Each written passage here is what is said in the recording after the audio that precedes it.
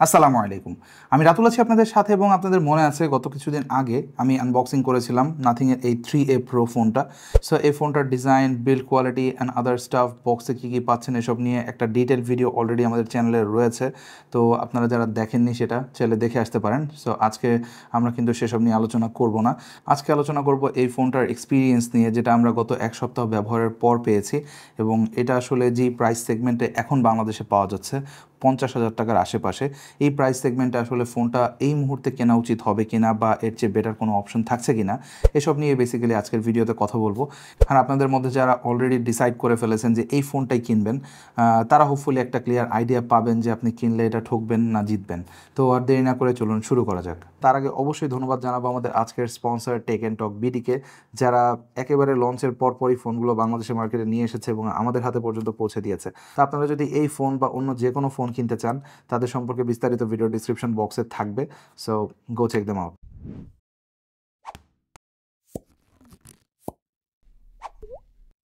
Alright, তো প্রথমে প্রাইসের ব্যাপারে আসি। এই ফোনটা বর্তমানে বাংলাদেশে পাওয়া যাচ্ছে 50,000 টাকার মধ্যে এবং এটা যখন আপনারা $460 ইউএস প্রাইস দেখবেন, তখন মনে হবে যে প্রাইসটা কিন্তু বেশ রিজনেবল প্রাইস।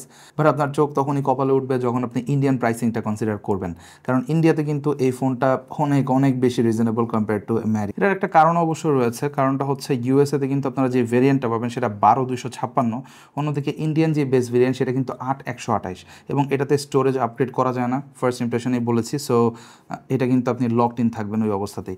সো এই জায়গাতে প্রাইসটা আমার কাছে কিছুটা বেশি মনে হচ্ছে বাংলাদেশের বেস ভেরিয়েন্টের প্রাইস। সো এটা আপনারা ওয়েট করলে হয়তো সামনে দেখবেন যে প্রাইসটা কিছুটা ড্রপ করেছে এবং তখন এটা মোর মেক সেন্স করবে কেনার জন্য। এবং বাংলাদেশে যেই ফোনগুলো ঢুকছে সেগুলোর বেশিরভাগই কিন্তু ইন্ডিয়ান ভ্যারিয়েন্ট, এটাও আপনি অলরেডি জানেন হয়তো। আর আনলকিং নিয়ে অনেকের মধ্যেই কনফিউশন থাকে। এটা বেসিক্যালি অনলাইন রিকোয়েস্ট করলে যারা আপনাকে ফোনটা সেল করবে তারা এটা করে দেয় এবং আপনি জাস্ট একটা ডেটাওয়ালা যেই সিম কার্ড সেটা ঢুকালে অটোমেটিক্যালি ফোনটা আনলক হয়ে যাবে কয়েক মিনিটের মধ্যে। সো এটা কোনো বড় হ্যাসেল না। ইনফ্যাক্ট আমার যে সিএমএ ফোন 1 চালাচ্ছি আমি গত 6 মাস ধরে, সেটাতেও এক্স্যাক্টলি সেম প্রসেসেই কিন্তু আমি ফোনটা আনলক করেছি এবং এখনও পর্যন্ত কোনো সমস্যা হয়নি। তো আনলকিং নিয়ে কোনো ইস্যু নেই।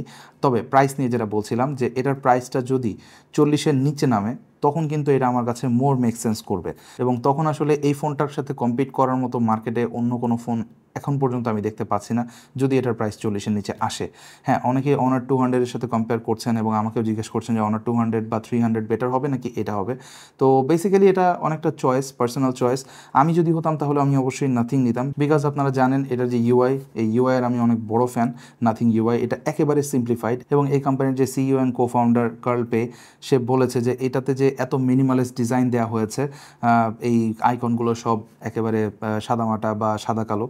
তো এটার পেছনে একটা রিজন আছে এবং রিজনটা হচ্ছে আপনি যত বেশি কালারফুল জিনিস দেখবেন, আইকন দেখবেন, আপনি হয়তো ঢুকলেন একটা নোট ডাউন করতে বা কোনো একটা হিসাব লিখতে, ক্যালকুলেটর ব্যবহার করতে, বাট ওই কালারফুল আইকনটা দেখা যাবে আপনার অ্যাটেনশনটা গ্র্যাব করে নিয়ে গেছে এবং আপনি একটা নোটিফিকেশন চেক করতে গিয়ে সোশ্যাল মিডিয়াতে আপনি ঘন্টার পর ঘন্টা পার করে দিচ্ছেন। তো এই জিনিসটা অ্যাভয়েড করতেই বেসিক্যালি তাদের এই ডিজাইন থটটা আসে।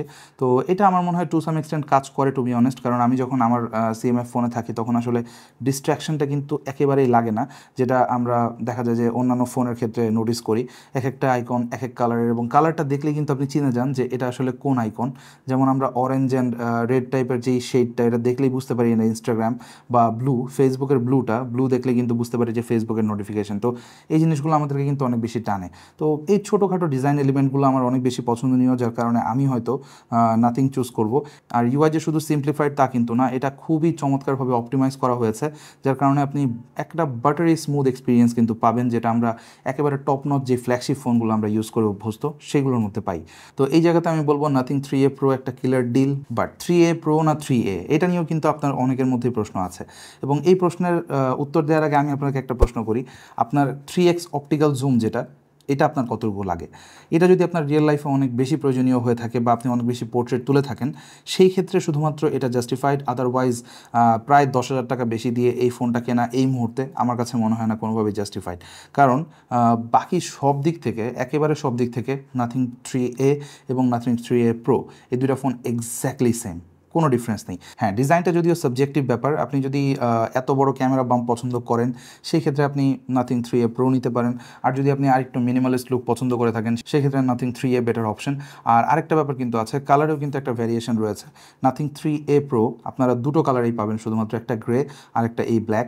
আর নাথিং 3A যেটা, সেটাতে কিন্তু তিনটা চমৎকার কালার আছে, যার মধ্যে হোয়াইট রয়েছে, ব্লুটা আমার পার্সোনালি ফেভারিট, আর আরেকটা যে কালার রয়েছে সেটা এটার মতো। তো এগুলো পার্সোনাল চয়েস, আপনি আপনার মতো চুজ করতে পারবেন। বাট আপনি যদি শুধুমাত্র এই লেন্সটা প্রয়োজনীয় মনে না করেন আপনার লাইফে, তাহলে আমি বলবো ডেফিনেটলি রিকমেন্ডেড থাকবে 3A। এবং পার্টিকুলারলি 3A রিভিউ আমি করবো কিনা আমি শিওর না, বিকজ দুটো ফোন এক্স্যাক্টলি সেম, আমি ধরে দেখেছি এবং পাশাপাশি ইউজ করেও দেখেছি, কোনো পার্থক্য কিন্তু দুটো ফোনের মধ্যে নেই। আর ফার্স্ট ইমপ্রেশন ভিডিওতে আমি একটা ব্রিফ দিয়েছিলাম যে এই ফোনটার ডিসপ্লে এখন আগের থেকে অনেক বেশি ইমপ্রুভড, আগের থেকে বলতে লাস্ট জেনারেশনের যে 2A ছিল সেটা থেকে ইমপ্রুভড। তো এটাতে আপনারা এখনও 1080p বা ফুল এইচডি প্লাস রেজলিউশন ডিসপ্লেই পাচ্ছেন, এবং এতে কোনো LTPO সাপোর্টও নেই। সো এটা যে খুব বেশি ব্যাটারি সেভ করবে এরকম না, বাট আমি যতক্ষণ ব্যবহার করেছি ফোনটা আমার কাছে মনে হয়েছে this is a flawless display, এবং এটাতে কালার খুবই চমৎকার লাগছিল। স্পেশালি আমি আইফোনের ডিসপ্লের ফ্যান, বিকজ তারা কিন্তু অ্যামোলেড ডিসপ্লে ব্যবহার করলেও তাদের যে ওভারঅল টিউনিং সেটা কিন্তু অনেকটা নিউট্রাল গ্রাউন্ডে থাকে, সো অনেক বেশি ওভার স্যাচুরেটেড লাগে না, যেটা আমরা স্যামসাং বা অন্যান্য ব্র্যান্ডের ফোনে দেখি।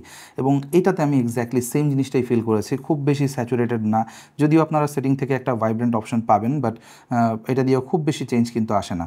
তো এই ছোটোখাটো জিনিসগুলো আমার কাছে খুব চমৎকার লেগেছে এই ফোনটাতে সত্যি বলতে। এবং আপনারা যদি কার্ল পের কথা শুনেন, তার ইন্টারভিউগুলো দেখেন, তাহলে আপনি বুঝতে পারবেন যে আসলে সে কিন্তু অ্যাপল থেকে অনেক বেশি ইন্সপায়ার্ড। তো এই জায়গাগুলোতে আসলে অ্যাপলকে ফলো করে কি না I have no idea, but এই জায়গাতে আপনি একটা মানে ডিফারেন্স লক্ষ্য করবেন অন্যান্য টিপিক্যাল যে অ্যান্ড্রয়েড ব্র্যান্ডসগুলো রয়েছে তাদের মধ্যে থেকে।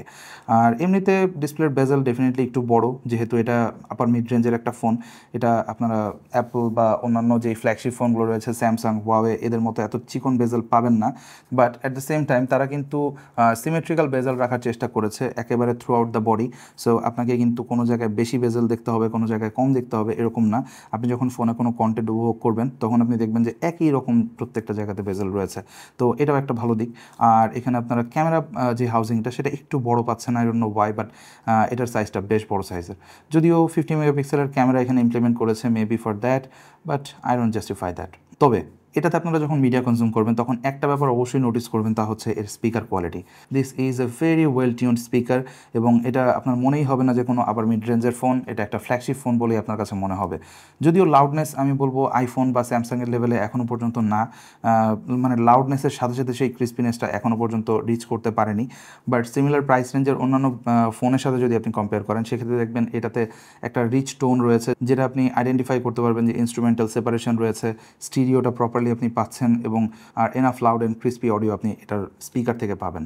দেন আপনারা অনেকেই প্রশ্ন করেন যে অ্যান্টেনা রিসেপশন কেমন, এবং এটাতে আসলে ফোন কলসে কেমন বেনিফিট আমরা পেয়েছি। ওয়েল, এটাতে ভোল্টেজ সাপোর্ট করে, বাংলাদেশে অনেকগুলো সিমে আমরা দেখলাম। পাশাপাশি এটার যে অ্যান্টেনা রিসেপশন সেটাও বেশ ভালো। আমার এই স্টুডিও রুমটাতে জিপির যে নেটওয়ার্ক সেটা সাধারণত 2 দাগ থাকে, বাট এটাতে আমি দেখলাম যে আমার আইফোন থেকেও বেটার অ্যান্টেনা রিসেপশন ছিল, উইচ ইজ ভেরি গুড। এবং কথা বলেও আমাদের কোনো রকম কল ড্রপস বা আদার ইস্যু হয়নি। সো এই ব্যাপারটা নিয়ে যারা কনসার্ন তারা জেনে গেলেন। তো এবার আসি ক্যামেরাতে, এবং এই ফোনটার যে ক্যামেরা বাম্প সেটা দেখলে যে কেউ মনে করবে এটা একটা ফ্ল্যাগশিপ ফোন।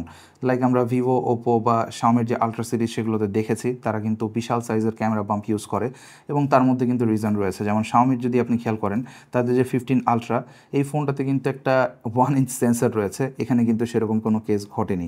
তো তারপরও কেন এত বড় বাম্প ইউজ করলো?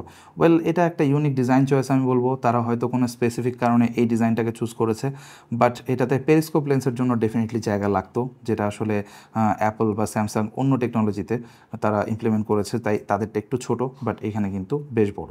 আর এটা 3x অপটিক্যাল জুমের 50 মেগাপিক্সেলের একটা সেন্সর, মেইন সেন্সরটাও 50, আর আলট্রা ওয়াইডটা হচ্ছে 8। তো আমি মেইনলি ফোকাস করেছিলাম এর 3x অপটিক্যাল জুম লেন্সটা দিয়ে। ছবি তুললাম অনেকগুলো বিভিন্ন কন্ডিশনে, এবং ছবি সত্যি বলতে আমাকে ইমপ্রেস করেছে। এবং আমাকে সবথেকে বেশি ইমপ্রেস করেছে যে জিনিসটা, তা হচ্ছে এর OIS। এটা বেশ চমৎকার, এবং আপনি যখন ছবি তুলবেন জুম করে দেখবেন যে একেবারে স্টেবল একটা পারফরমেন্স কিন্তু আপনি এটার ক্যামেরা থেকে পাবেন।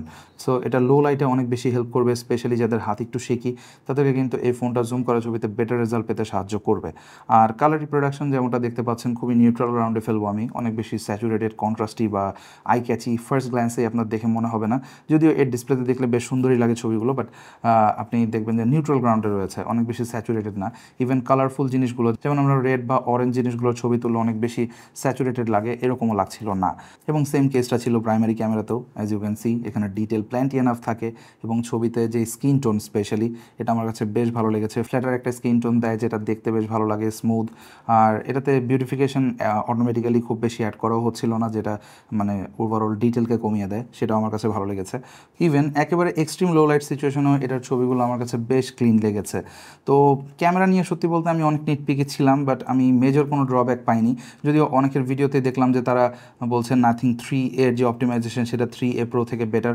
আই ডোন্ট নো এটার সাইন্টিফিক ব্যাখ্যা কী, হতে পারে কোনো একটা সেন্সরের ইমপ্লিমেন্টেশন বা লেন্সের ইমপ্লিমেন্টেশন ডিফারেন্ট হয়েছে, বাট এটাতে কিন্তু প্রসেসর বা লেন্স সব কিছু কিন্তু এক্স্যাক্টলি সেম, জাস্ট পেরিস্কোপটা ছাড়া।